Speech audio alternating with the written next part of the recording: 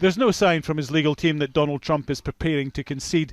In fact, they're digging in for a long legal battle, even though almost all their court actions until now have been dismissed. Now claiming, without producing any evidence, there's been a democratic and international conspiracy to steal the presidential election. This is real.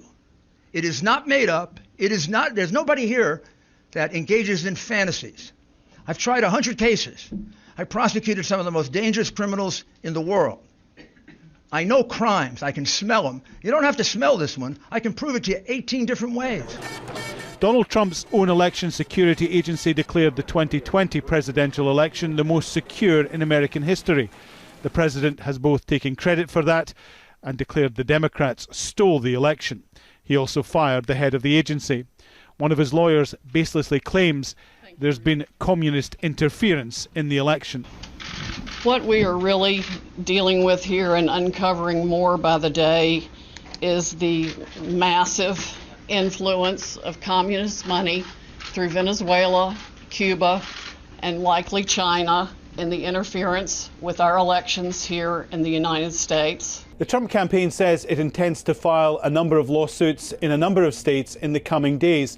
Yet in the lawsuits filed so far, it has stopped short of claiming widespread voter fraud, and it's produced no evidence of the conspiracy claims it's making now. While the legal battles go on, the Trump administration continues to block transition planning. President-elect Joe Biden's frustration is growing and said Donald Trump is sending a terrible message about democracy. It's hard to fathom how this man thinks. And it's hard to fathom.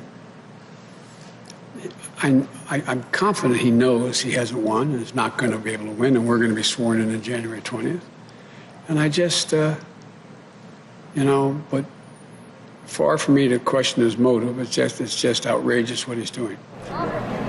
With no states reporting widespread issues, the Trump campaign's efforts to prove fraud seem doomed to fail. But it could delay final confirmation and Trump's acceptance of what seems inevitable. Alan Fisher, Al Jazeera, at the White House.